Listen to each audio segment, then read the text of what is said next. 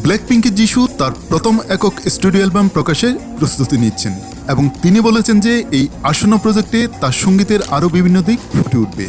এক সাক্ষাৎকারে এই দক্ষিণ কোরীয় তারকা জানান যে তিনি এমন একটি পূর্ণাঙ্গ অ্যালবাম নিয়ে কাজ করছেন যা আরও বিস্তৃত পরিসরে সুর উপস্থাপন করবে।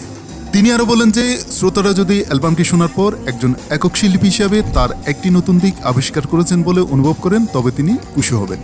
এই প্রজেক্টটি যিশুর একক ক্যারিয়ারের একটি গুরুত্বপূর্ণ পদক্ষেপ হিসেবে বিবেচনা করা হচ্ছে।